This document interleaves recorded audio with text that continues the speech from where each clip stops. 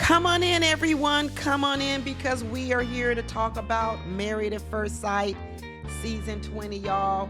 And we are on episode 15. I made it. I'm all caught up with everyone. And let me tell you, this episode, we got a lot to talk about this show, Married at First Sight. So hopefully you got a lot of time. If you don't have time to watch the whole thing at once, hey, you know what? Take it in bite-sized pieces. Come on back later. Maybe later on I'll, break up the video and drop smaller clips. I don't know. But hey, if you are brave enough and you get to the end, let everybody know it was worth it. When you get to the end, let everybody know it's worth it. And don't forget to hype my video. Don't forget to give me a thumbs up. And don't forget to share the video. Subscribe. But we got so much to talk about, y'all. I got some unpopular opinions. We got to talk about this group dinner.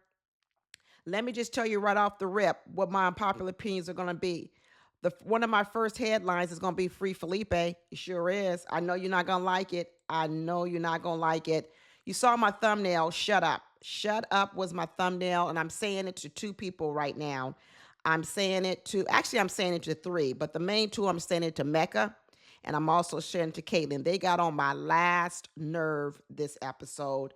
I got a few shut ups for Cameron too. You all guys gonna wait to hear what I got to say about Cameron. I got a shut up for him too. And then I got, else why I'm not gonna call it a shut up because I'm not gonna be mean like that, but I'm gonna call it y'all need to slow it down a bit. And that's gonna be the audience. All this stuff about Free Nikki, that Nikki is a victim, um, over here. Nikki like it over there. Nikki likes it over there. Stop with this narrative that Nikki needs saving. Okay, she don't need saving. Nikki like it over there. Whether she's over there because she really does like Shawn or whether she's over there for something else, I don't know. But all I know is she don't need saving. She has had plenty of chances to leave. When Nick and Courtney left, she could have left too. The experts told him, hey, if you don't see it, you can leave. Nikki didn't get up. In fact, Nikki doubled down on this episode. Not only did she not leave, she actually stayed right where she was and she gave a little bit more. Remember, a month ago, Shawn said, well, if you don't like me so much, why don't you leave? She didn't leave then either. Y'all keep wanting Nikki to be a victim. And the reason why I'm going to say slow it down is because now a lot of you are venturing over to another area and you're describing Nikki in terms and colors as if she's an SA victim of Shawn. And now you've gone too far. It's almost as if you can't believe that Nikki is here voluntarily. So now what you've had to convince yourself of is she's being forced to be here, not only by Shawn, but also by the experts. We're going to get into that. Like I said, some unpopular opinions. But I got mad at Devin too. He needs to grow some balls. Maybe that sounds crazy, misogynistic for me to say that, but he needs to grow some balls. I'm really turned off by all his passiveness and his willing to get run over by Caitlin. I really am. I'm tired of it. We're gonna still be talking about free Belle Jolie. Free Belle Jolie. But like I said, I'm gonna be talking about Free Felipe and Cameron and this lingering pessimism that he has. I'm getting tired of it, Cameron. This is why I said in my last video that I believe that an underlying problem that Cameron is dealing with is depression. And I think that his pessimistic view on things leads to depression. He not only thinks pessimistically about other people, what ends up happening is he thinks that about himself, and that leads him to depression. I'm sticking with it. I sure am. I'm going to double down on it. But first, let's get into the delusion of Shawn and Nikki. Like I said, some of you are so wedded to the idea that Shawn is batting for the other team, that Nikki's a victim. Now you guys are going further and saying that she's darn near a SA victim. I think that's wrong. Like I said, Shawn said, why don't you leave? The experts have given her a chance to leave. Why hasn't she left? Let me tell you something. I think what a lot of people are missing is what I've already peeped about Nikki. And now I realize this episode that Shawn has peeped it too about Nikki. And the way I know that Shawn has peeped it about Nikki is because he peeped it with Adam, right? If y'all remember, I was telling you that Adam is a fraud. Adam is a liar. And what Shawn honed in on this episode, and I'm going to give him a thumbs up, a bravo, is he honed in on what is all this conversation about avoiding deep conversations or deeper meaning to things, because Adam wants to stay at a surface level. This is why I know sort of that deep thinking that Shawn has done. He's used that deep thinking to turn Nikki, to handle Nikki, and he's done it to figure out Adam. And Nikki said she wanted a sapiosexual. Isn't that what she said? She wanted a sapiosexual. So here we are. And I think that Shawn has used some of that to really peep who Adam is. And let me tell you why I know he hit a nerve. He hit a nerve because the way that Adam piped up. That's when you know he hit a nerve. He hit a nerve. And Adam has been found out. I found him out a long time ago, but he's really been found out. One thing we can see about the theme of this show, everybody's talking about these bad matches. These were bad matches, bad matches. When I really look at the totality of the couples, I start to see stark differences between the couples, almost like where they're opposites in one particular area of their life. They may be similar in others, but they are opposites in other places. Y'all are gonna really crucify me because of all the couples. Honestly, when I look at the part where their difference is one they could overcome, I'm gonna say now that the couples that probably could work are one, Cameron and Michelle. And the other one I think that could work long term is actually Shawn and Nikki. And I'm gonna get to it because I'm honing in on what their difference is versus what they're so similar. I've said all season long that these two are very, very, very similar. Very, very similar. And they've actually started to admit it. But there's one area where they're different, which is what's causing the angst in the relationship. But I will say this, when you look at Adam and Marissa, what do we have? We have a rigid person, which is Adam, and we have an extremely flexible person, which is Marissa. We have an uncompromising person, who is Adam, and we have an extreme compromising person, which is Marissa, right? There you have it. That is where they're having their difficulty, bridging that gap between compromising and uncompromising. When you look at Cameron and Michelle, you have Cameron, who I think is somewhat prone to anxiety, depression, pessimism, looking at the bad parts of things and not always fully concentrating on the good parts. And then you have Michelle, who's cool, calm, collected, who likes singing karaoke, who's eternally optimistic, right? Right now, what Michelle is doing is she's using her full cup of optimism to sort of pull um, Cameron along. When he sinks too low, she raises him up. But you've also seen how the two of them can be sort of grounded and go in on these other couples, somewhat to the point where I had to tell Cameron he needs to shut up and be quiet before we open up his whole can of worms on him. He might need to sit back and just be happy that no one's digging in on him before he brings this attitude of pessimism and judgment on everyone else. We're glad that Nikki and Courtney are gone, but they were opposites. You had this mean, aggressive woman versus this nice, passive man, right? How do you handle disputes? How do you handle differences? One person comes at you and attacks, the other person withdraws, right? The differences between them. Devin and Caitlin, same thing. Some people say Devin is a bit too clingy, stage 4 cling monster. And then you have the black cat energy of Caitlin, two opposite different things, right?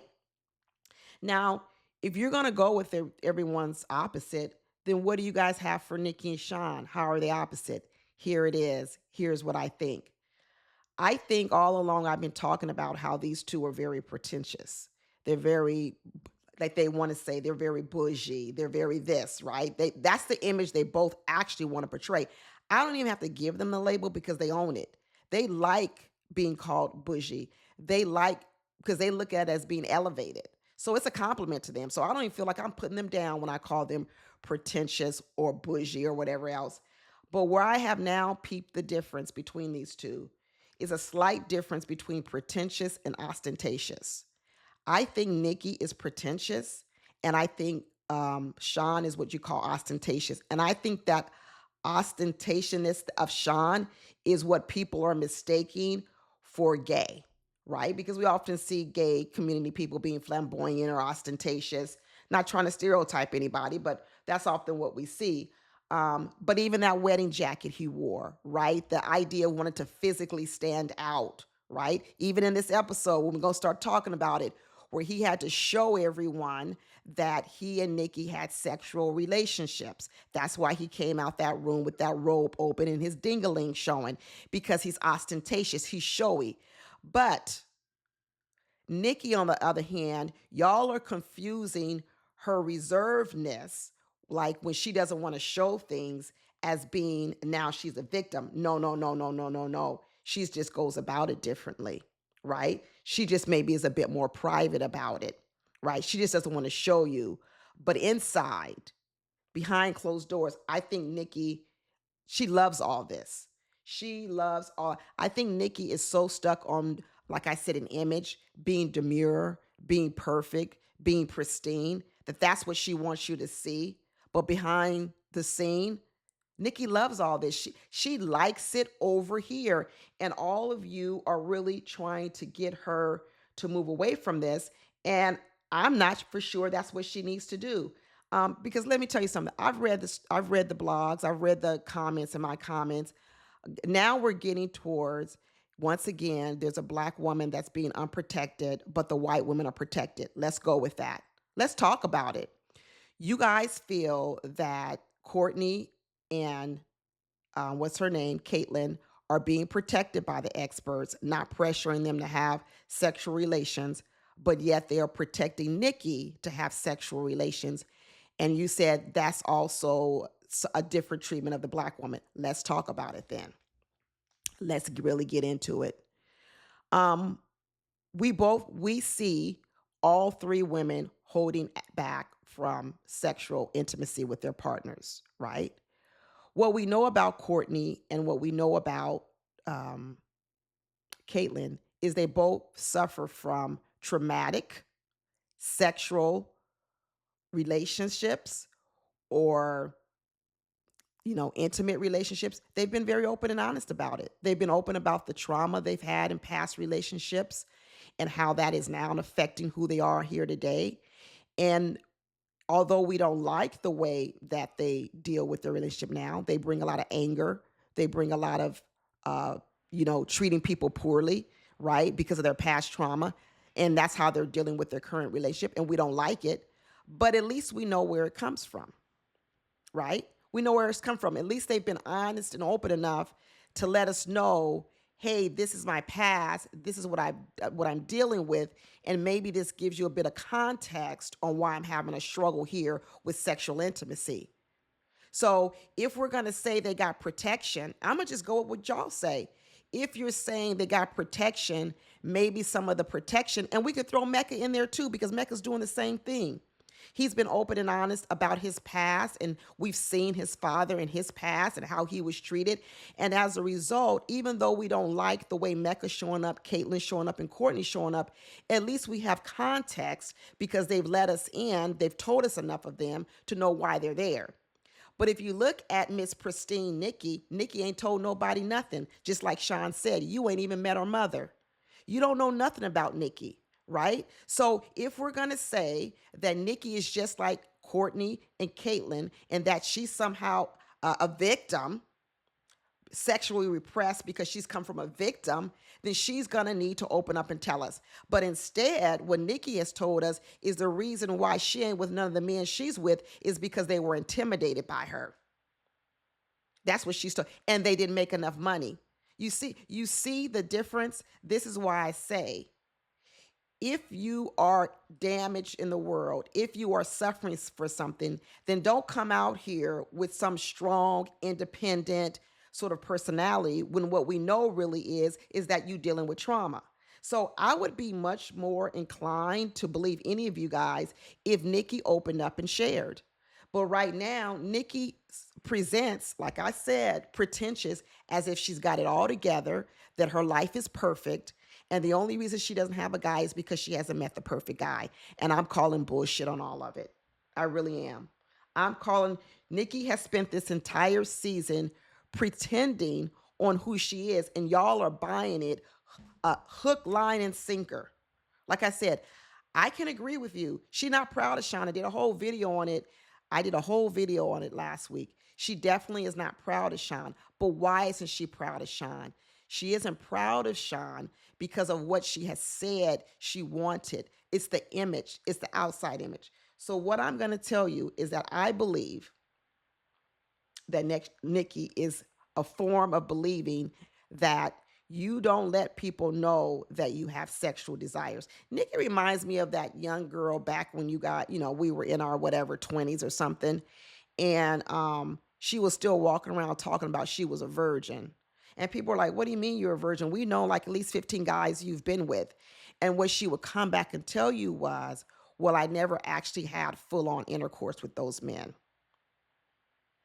but you did everything else." I get it. Okay. So technically you're a virgin. I get it. But you have done more things with these guys than any of us who have admitted to having a sexual intercourse have done. And that's who I believe Nikki is, because it's the image. It's the image. It's not really what she's about. It's the image. And you guys really should try to help Nikki. You should stop letting her continue. She's 47. It's too. Been going on too long, and it hasn't led her to what she is looking for.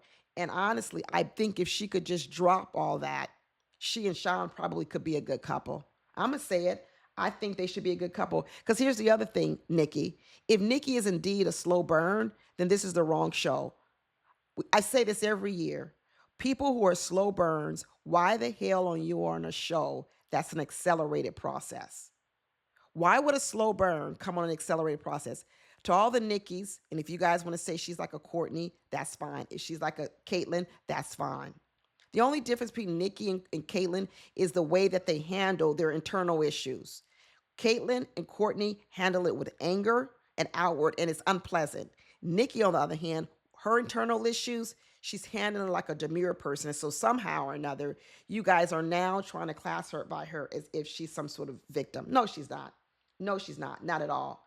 And like I said, opposites. This whole season has been about opposites. How about Tori and Felipe? Uh, Free Felipe.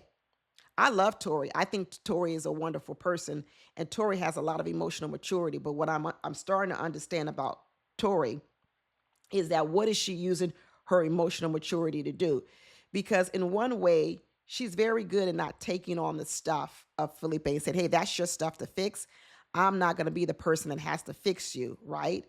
But what I haven't heard, and y'all can correct me, is has anyone said to Felipe, not how is it that you want to sleep with other women? Because that's what Cameron said.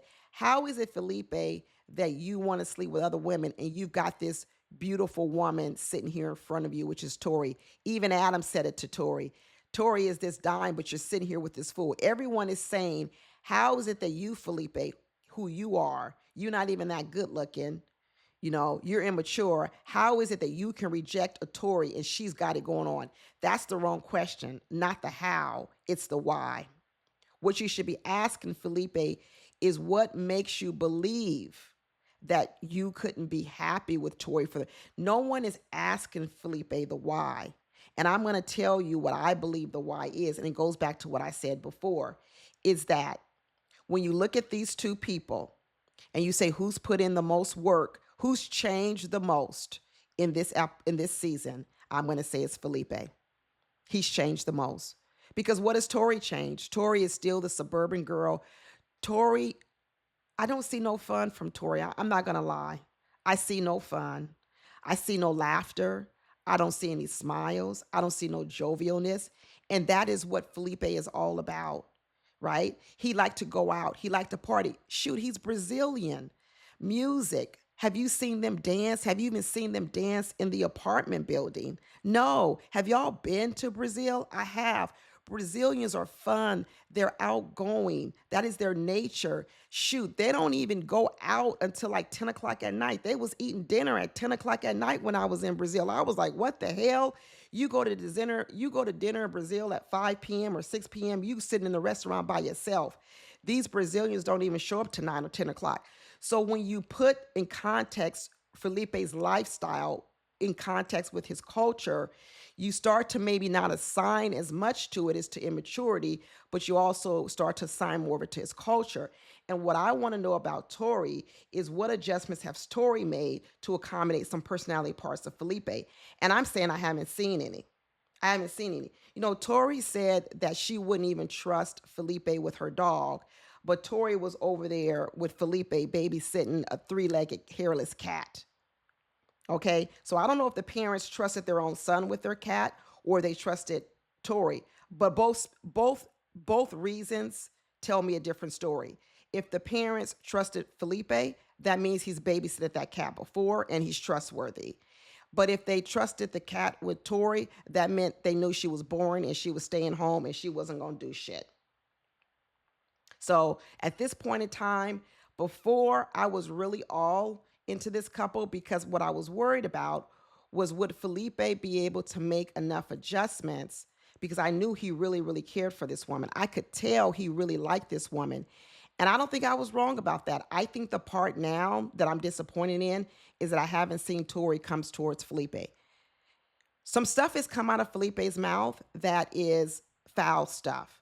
But the problem is that no one has explored it deeply with Felipe. And I don't think that he has all of the emotional maturity to do it on his own. So my question is, just like everyone else is using their strength to help their partner, right? Just like Michelle is helping Cameron with the optimism, um, just like I want to say Shawn is helping Nikki because Shawn is outward. He is more free sexually. He's helping Nikki come out of her shell, right? Just like Devin is helping Caitlyn. Just like Belle Jolie is helping Mecca. Maybe too much. Some of them are helping each other. But what I'm sorry I don't see from Tori at all is actually I don't see Tori helping even a little bit, right? We all have problems when you're trying to carry your partner. Devin's carrying Courtney. What's Nick was carrying Courtney too much. Devin's carrying Caitlyn too much. Belle Jolie is carrying Mecca too much, right? But what I like about Shawn and Nikki is Shawn is actually holding Nikki accountable from not being so constipated with her sexual emotions. He's saying, I'm not going to carry the entire load for you. You're going to have to show some improvement. That's why you see Nikki making improvement because Shawn is holding her accountable. Devin ain't holding Caitlyn accountable. Nick didn't hold Courtney accountable. Belle ain't holding Mecca accountable, right? And in this particular situation, Tori actually isn't helping Felipe at all. And what I actually want when I say free Felipe, I want Felipe to start holding Tori accountable. Where have you moved closer to me? That's fine. You want to say I stay out all night, that I like to party, that I like fun things, I want excitement. Where have you moved to my world? Just like just like Adam is rigid and he ain't moved to Marissa's world and she's drawing a line in the sand. Felipe actually needs to start drawing a line in the sand. I'ma say it. I'ma say it. He needs to start requiring more from Tori. Tori can't just sit there up on the mantle and look pretty and pristine and perfect and not have no work to do. She got some work to do too. I'ma say it. She got some work to do. Um, but let's go into this Nikki and Shawn. Nikki and Shawn, we saw them opening up with line dancing. They were going on some wine and chocolate tasting. This is the kind of stuff Nikki says she likes. Shawn over there gargling with the wine like it's Listerine, talking about he had a wine tasting class. I told you, go look up the difference between ostentatious and pretentious, and you're going to see a picture of these two. Pretentious is Nikki, ostentatious is Shawn. And then he actually comes up with fun games to play to get Nikki to open up. What does this wine remind you of? And she says peppermint patties. And, they start swapping stories about all this kind of stuff. And then she opens up about how complex wines remind her of Girl Scout cookies and being in the Girl Scouts. And shortbread cookies are the best cookies. Nikki's loving this date. She's really loving this date. And next thing you know, We pan back to the apartment and Shawn is relaxing Nikki, giving her a massage and say, let that inner child, let that inner wild Nikki come on out. I kept saying, is Nikki the Nikki from the Prince song? I think she is, but she's trapped. She's trapped behind this facade, this image she thinks she wants to present. Maybe because she's a HR VP. I got it. But once they get into that bedroom, they kissing because they still got their mics on and you can hear it. And next thing you know, Shawn comes out in his ostentatious way that he likes to for everyone to see with his junk hanging out. Because he wants you to know, like I said, what's the difference between ostentatious and pretentious? He wants everyone to know that they did some grown folks' business in that room. Grown folks' business. Grown folks' business. The next thing you know, we get a little video story from Nikki, and she comes with her pretentious words. Yes, we took a step to explore sexual intimacy, a physical encounter with a sexual flavor. Girl, what the hell are you talking about? Remember this before? Remember this before I said, Nikki, what are you talking? It's all this pretentiousness, all this trying to use big words to sort of confuse. Get to the point. Did you smash or not? Did you smash or not? No, it wasn't physical intercourse. Here we go. Here's the girl who's 20 years old saying she's a virgin, but she did everything else in the bedroom. I get it. I get it, Nikki. You didn't have intercourse. Maybe the dingaling didn't go in the vajayjay, but I'm sure a lot of other things went in that vajayjay, and a lot of other things touched that vajayjay because the way that man came out singing, okay, came out singing, it wasn't just show. It was show and tell, not just show and tell. And she said, well, it is proven now that we're very sexually compatible. Great. Now that that's covered, because that's what's been holding you up, could you have sexual compatibility? Now, can we let the inner Nikki come out? She said, no, we can't let her fully out. Well, why not? I thought this was the last piece. You told us you had all these other things in common, but the one thing was missing was the sexual compatibility portion. And I thought now that's what you have. No, now we need for the emotional connection and the sexual compatibility to grow into romantic love. So wait a minute. You had sexual compatibility, but not romantic love. What's going on, Nikki? Why can't you just talk to us straight? You're going to have to do something for us, Nikki. You are either going to have to tell us what's in your past that has got you so constipated like this, right? And then we can protect you. Just like everyone's saying that Courtney's protected and Caitlin's protected and Mecca's protected, we can protect you. But one thing you're going to have to be is honest. And right now, I think what we're lacking is honesty and transparency. That's why everyone's confused.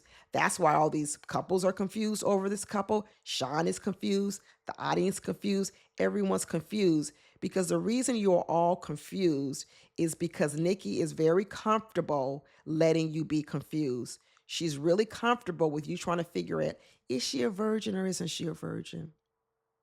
She likes that. She likes the facade. I'm not falling for it. She's no victim. If she's a victim of herself. That's what I'm gonna say. Um, but then we got to see a scene with Caitlin with her dad and Devin, and her dad says he don't share either. There you go. And he said when she's in a good mood, she's fun and outgoing, but when she's grumpy and pouty, you go get her. No, no, no, no.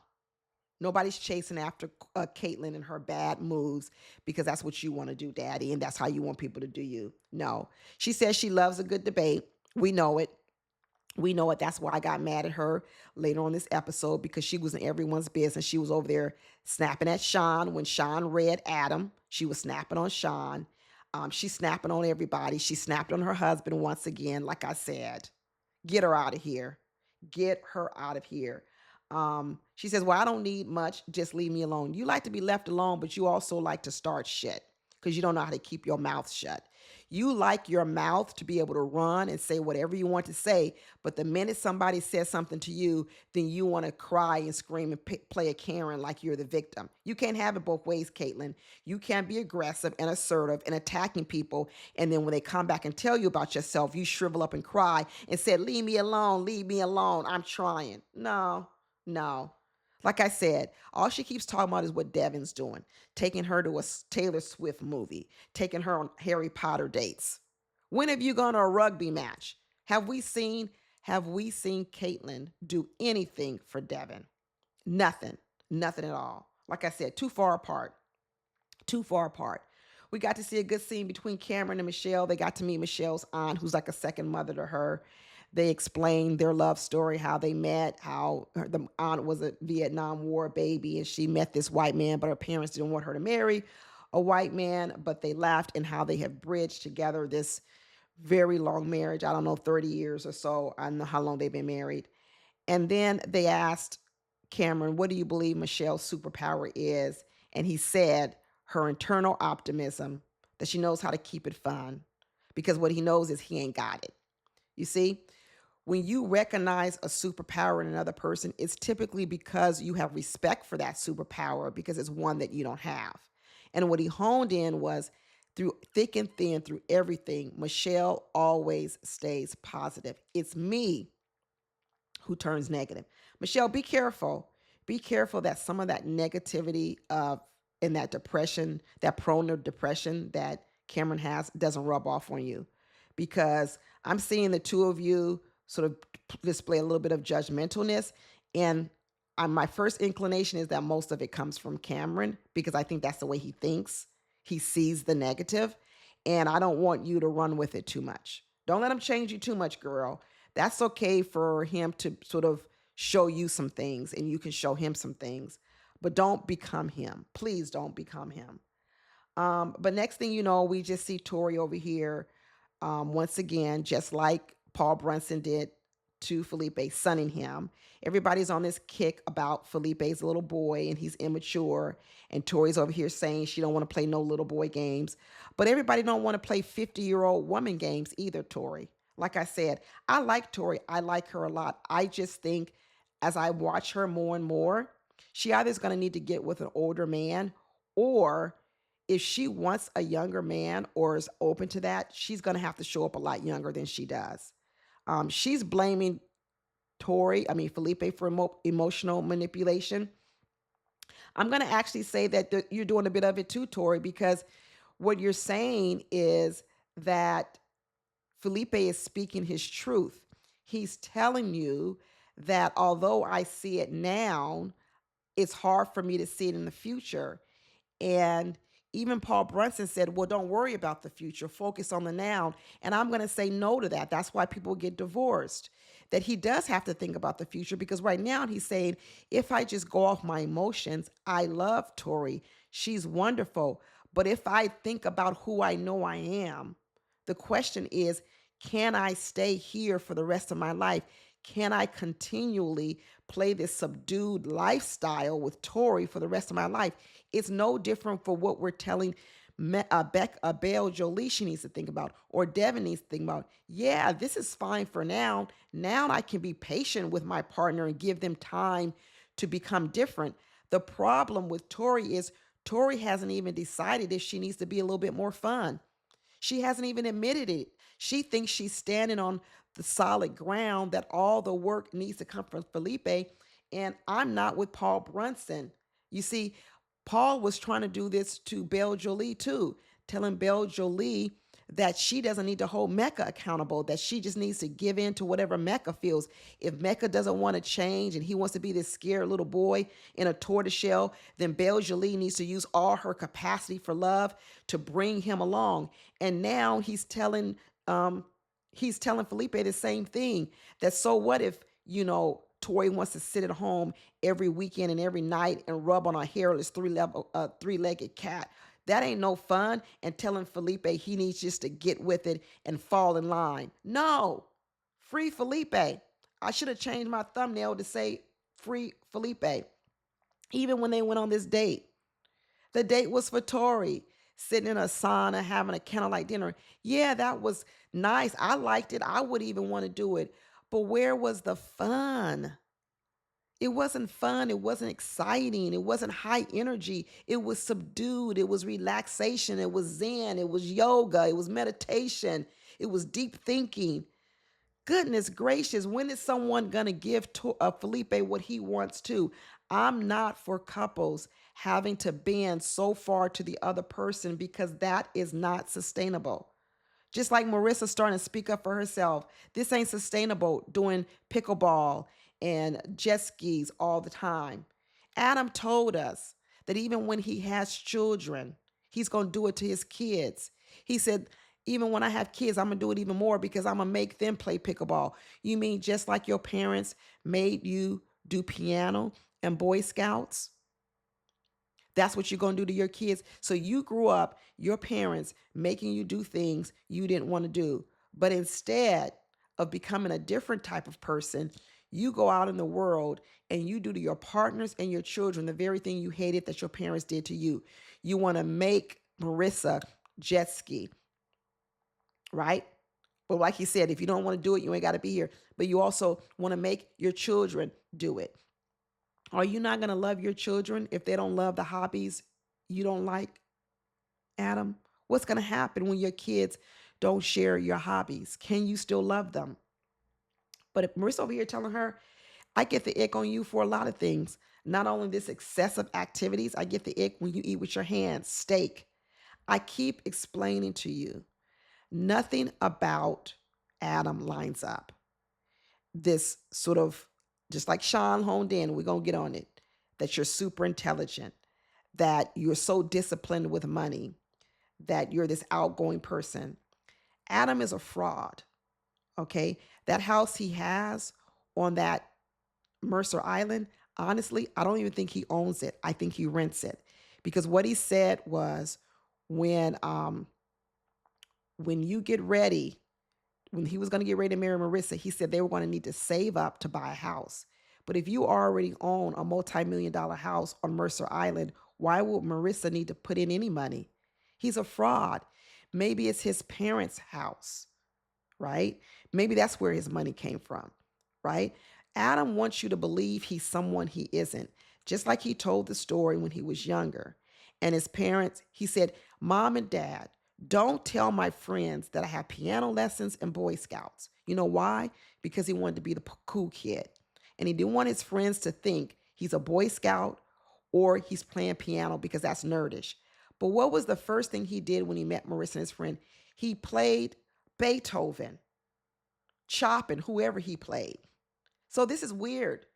You want to show off and pretend you're something that you're not because you want to impress everyone. And now what Shawn is honing in on about Adam has come on here trying to be the cool guy. All the vibes and stand in it and stand up. Shawn honed in on it.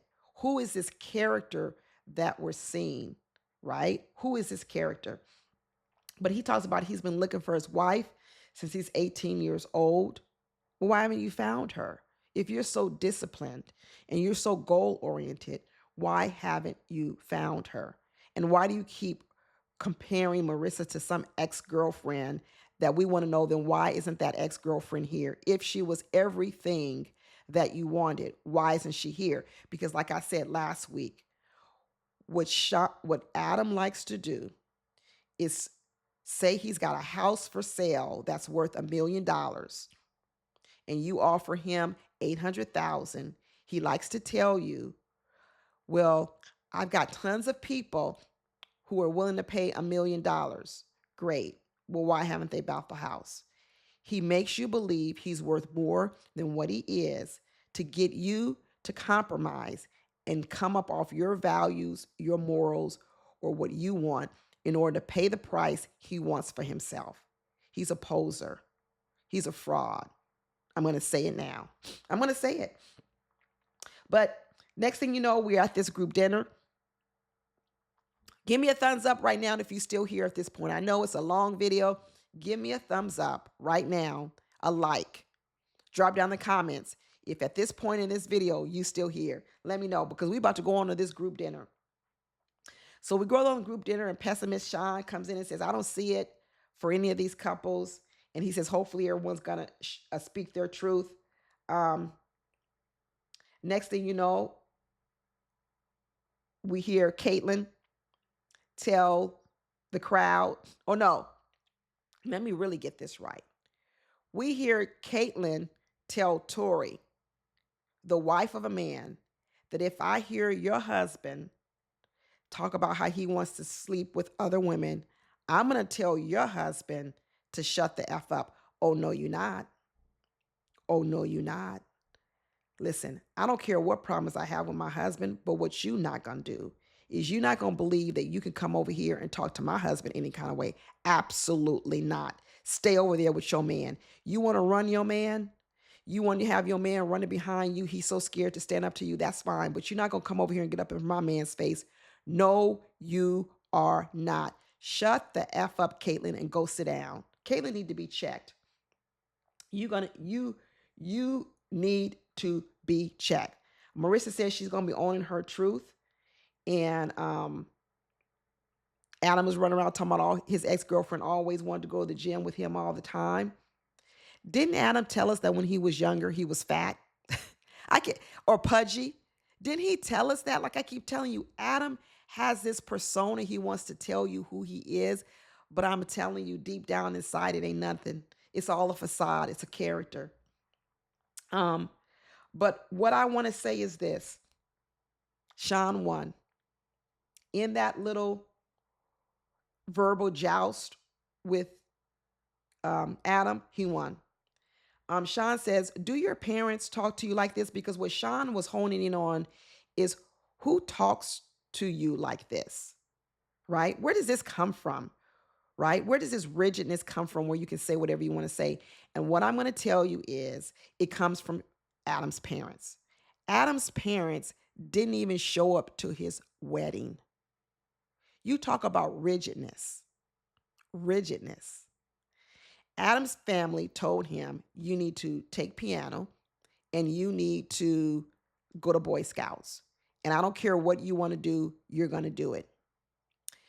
Adam told his parents he's getting married on Married at First Sight. His parents didn't agree. And his parents says, it's not what I want for you. I'm not even going to show up for you. Where does Adam get this rigidness from? He gets it from his parents, because that's the way his parents treated him. And now what he's doing is he's about to try to carry it on to the next generation, which are his own children, because he's told us how he's going to raise them. He's going to raise them the same way that his parents raised him, rigid. That even when you disagree with someone, you stick to what you think and you don't compromise. Those parents didn't show up. They didn't send a note. They didn't send a video. They didn't do nothing. Nothing. So Shawn says, where did you learn this from, to talk to people like this and to engage with people like this? And he says, is it your parents? And next thing you know, Adam got triggered, because you hit the nail on the head, Shawn. And he says, all this cooked, vibing, whatever. He says, when I see people do this, Shawn says, it's either a low vocabulary or a low emotional intelligence. Or Shawn, I'm going to add this too and help you out. You are disingenuous, you're a fraud, you're a liar, and you're using all these surface words, because what it is you don't really want to talk about what's going on deep on the inside. And then next thing you know, Adam's trigger said, well, I love to do an IQ test with you. And that's when Shawn said, I didn't say IQ, I said EQ. And Shawn was right. This he remembered. He didn't remember the last time what he said. We had to call him out on the roll of tape. But this time Shawn was right. He did not say IQ. He clearly said EQ. And the next thing you know, here comes Caitlyn chiming in one more time, saying, but you did say vocabulary. There you go. There is Caitlyn one more time attacking a man. She don't like men. All her trauma, all her hurt around men, she don't like men. Every time you turn around, she and that Courtney woman are trying to get in the face of a man. Sit your ass down, Caitlyn. I'm saying I would have had a problem with Caitlyn. Okay, now Caitlyn's over here trying to come for Shawn as well. Sit your ass down, Caitlyn. But Mr. Shawn, Dr. Shawn, broke them down and says, all these shortcuts around your emotions, I would want to ask more about them. There you go, Shawn. Where do these come from? Where, not how. How is it that you can just expect your wife to always be on the jet ski? The question is going to be why. Why are you so protective over your own desires, wishes to the point, to the point, to the extreme point that you don't even allow anyone else's desires, wishes to be a part of your life because that's how your parents were. And that's what your parents will do to you. He tries to sound cool. He tries to sound cool, but he ain't cool. He was a fat, uncool kid because his parents ruled his life. That's who Adam was. And I'm now suspecting that that house on Mercer Island is owned by his parents, or his parents gave him money for it. I don't even believe that Adam is solely responsible 100% money wise for that house. Don't believe it. That's why he got a roommate. That's why he has a roommate to help pay those bills, to help pay that rent. I don't think he owns it. Maybe it's owned by the family. I think he rents it, and that's why he has a roommate. I'm going to say it. I'm going to say it. But Shawn, you won. You won. I know people don't think he won, but I'm going to tell you, he won. And then Marissa came in and tried to save that man and said, yeah, I do understand Adam. No, you don't, Marissa. You don't understand him. You don't. And even if you did understand him, you understand the fact that he ain't changing. I hope you understand that. And then we got Cameron admitting to his depression, pessimism, saying he had a shitty bad day. But then once again, he's over here saying he was feeling overwhelmed and he was feeling guilty for being sad. And all Michelle did was come in, swoop in, take care of him, and he liked it because he didn't feel judged by it. Get help for it. If you really want to be better, Cameron, get help for it, right? When he mentioned feeling guilty for being sad, that meant that he's been here before, which is what he's saying is, I don't even know why I feel sad. And I feel guilty for feeling sad because I know there's no reason for me to feel sad. Cameron's issue has nothing to do with if he likes or loves Marissa. Nothing, I mean, not Marissa, Michelle. It has to do with Cameron suffers from depression, period. And he doesn't even know why he feels sad. He needs medication. Cameron, go get you some medication to help with your depression. There's no need to suffer through it. Go get help. And then next thing you know, we had to look at arrogant Mecca running around talking about the bond is getting deeper. And he says they saw talking about they have love for each other, but they're not in love. And then Mecca's going on to say they both come to the conclusion that they're both going to say yes on decision day. Don't do it, Belle Jolie. Don't do it. Don't say yes. In fact, to be honest with you, Belle Jolie, this feels like a setup. I'm not going to lie. Every time I turn around, Mecca is setting up Belle Jolie. He set her up in the bedroom when he said, I think you like me more than I like you.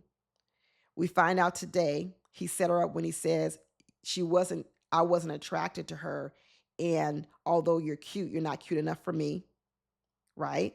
He set her up when he wanted her to say, I love you first.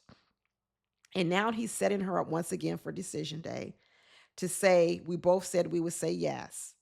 And on decision day, I don't I don't even know if I believe Mecca's gonna say yes. I'm not gonna lie. Because he's addicted to rejection.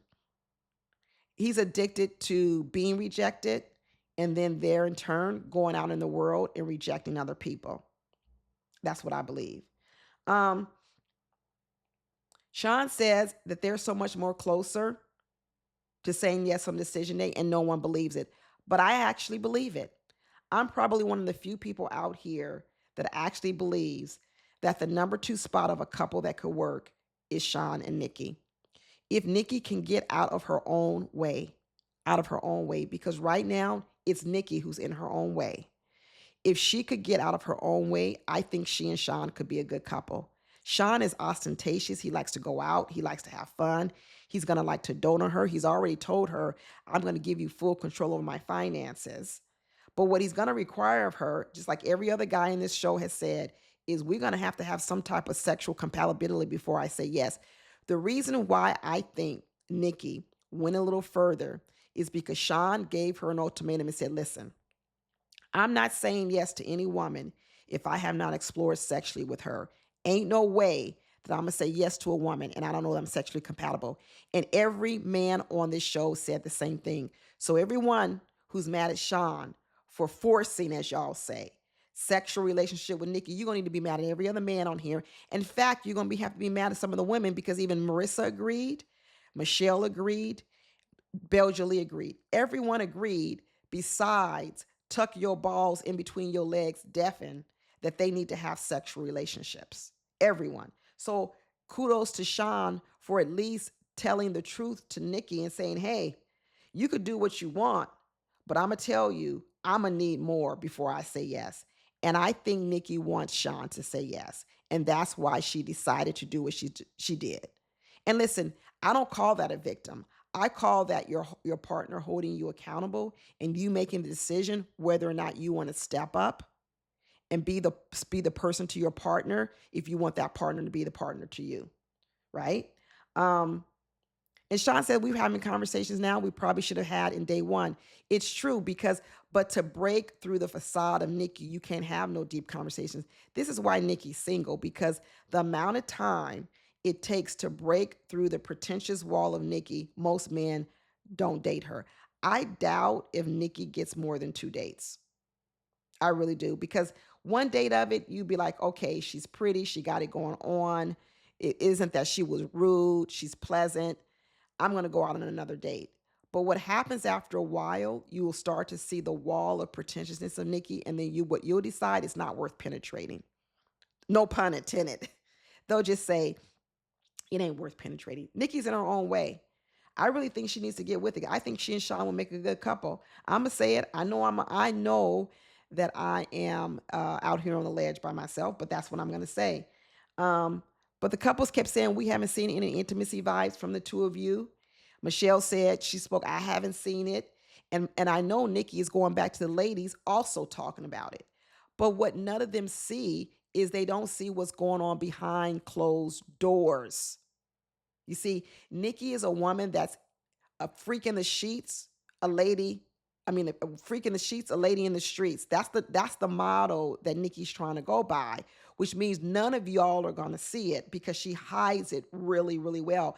It's part of the pretentiousness. It's part of the facade.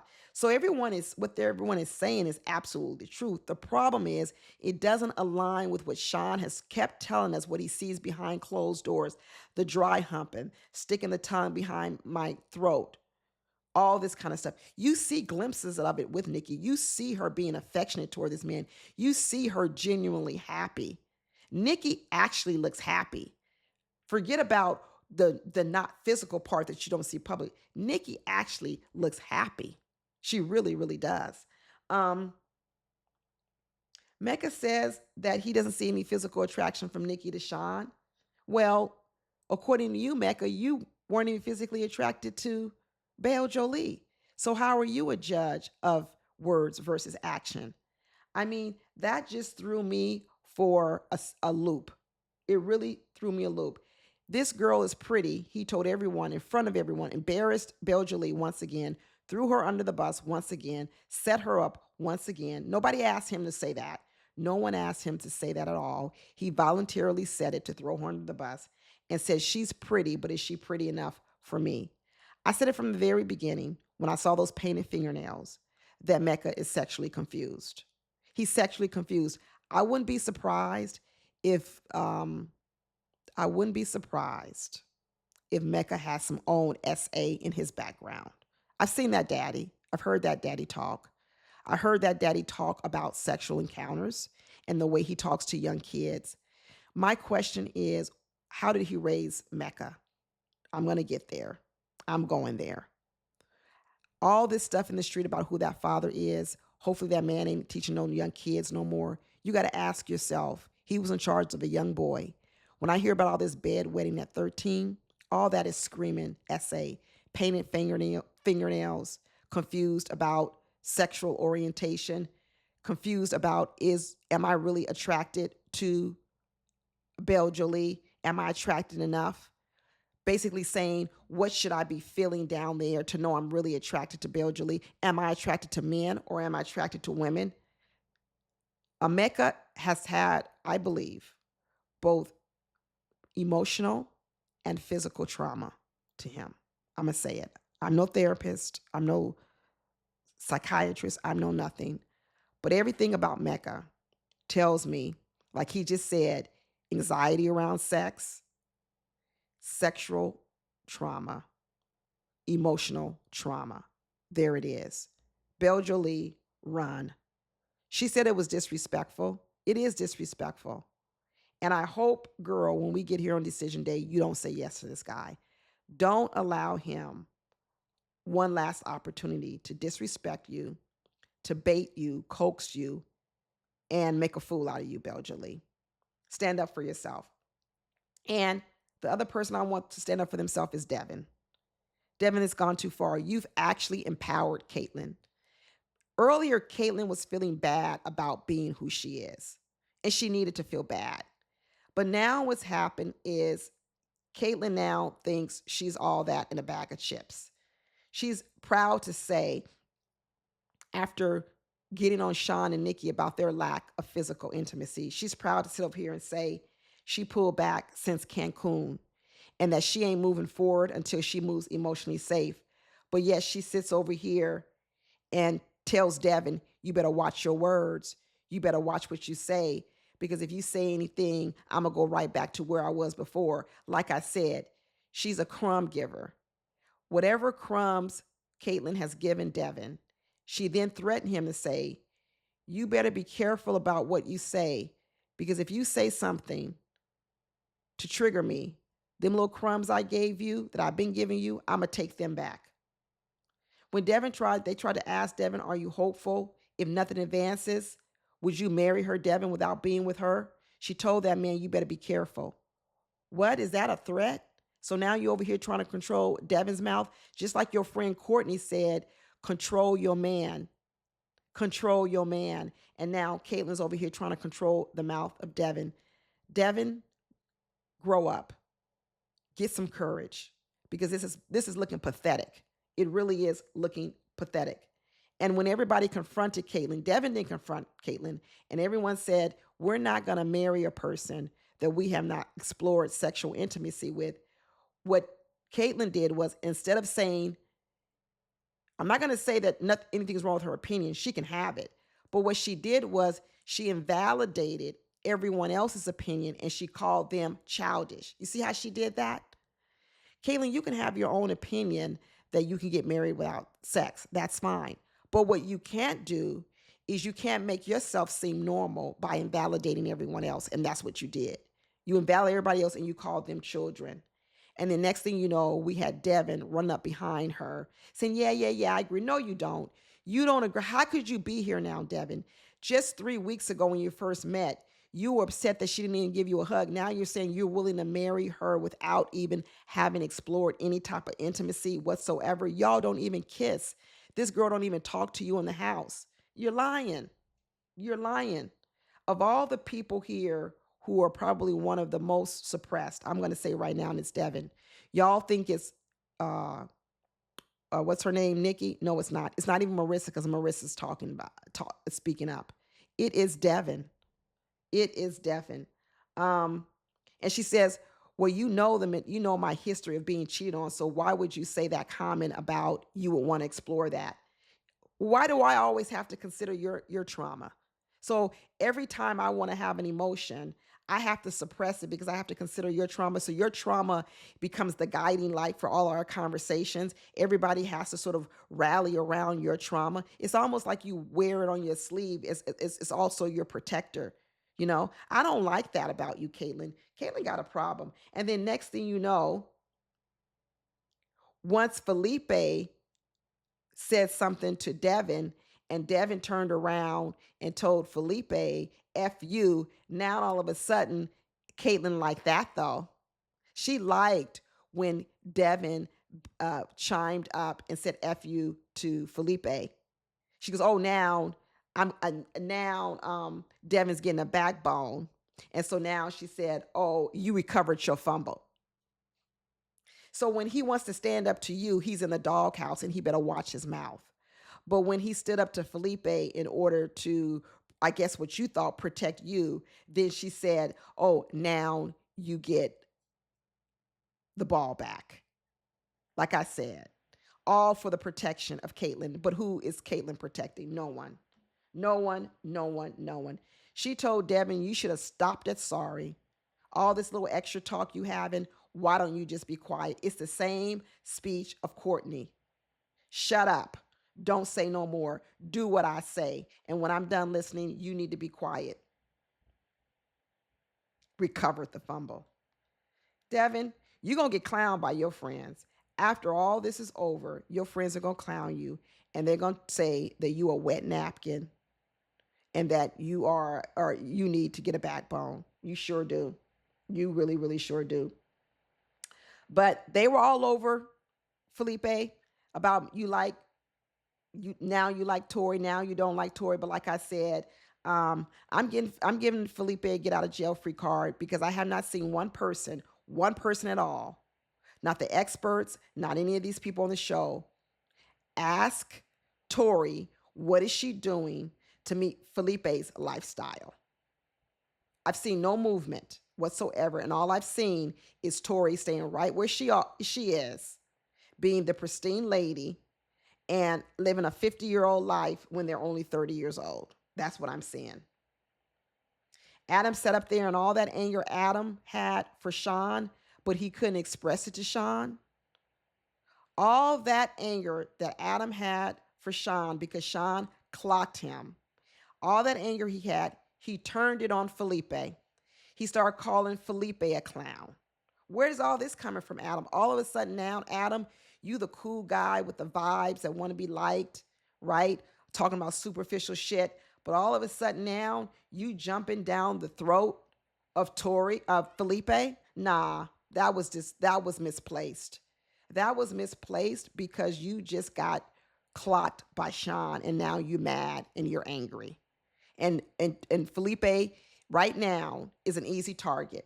Everybody is on Felipe's back. Everyone. And I'm going to say it's unfair. I am going to say it's unfair. And then Mecca came in with the hypocrite saying, Felipe, nobody had a problem with you saying that you like to sleep with multiple women. We just had a problem with you saying it in public and not in private.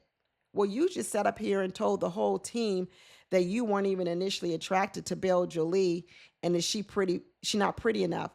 But you want to talk about stuff you should be talking about in private versus public? Get out of here, Mecca. This tells you who Mecca is. Mecca purposely tries to hurt Belle Jolie because hurt people, and he wants to hurt her. Anybody that needs saving is not Nikki. The person who needs saving right now is Belle Jolie. She needs saving. Belle Jolie and Devin both need saving. They don't even know how to save themselves right now. But they just kept talking about Felipe, and Felipe said that he was upset with Tori because he said what I said, that I would want my partner to tell everyone that I have changed. See, Felipe is saying, why haven't you told everyone and given me some credit, right? You got Shawn telling the group that Nikki has changed a bit. Nikki saying Shawn has changed a bit. Nobody don't want to believe the stories, that's fine, but at least they stood up for each other and said, we both have changed and we both are moving a bit closer to the middle. Felipe is saying, Tori, why didn't you let them know that even all this stuff I've messed up on, I have changed? Just like Caitlyn has told Devin, you need to tell these people I've changed. I've done some work. Why is that an unreasonable expectation for Felipe that Tori should have said, well, he has changed. He comes home. He doesn't go out at night. He does this. He does that. Why aren't we hearing any of this? Because I guarantee you, if he were still hanging out and doing all that, Tori would have told us. She would have told us. They end with we see these clips of what's his name, Mecca, saying is Belle Jolie your dream girl. and we hear him saying no. So I already know that some bullshit is coming for the next episode. I already know.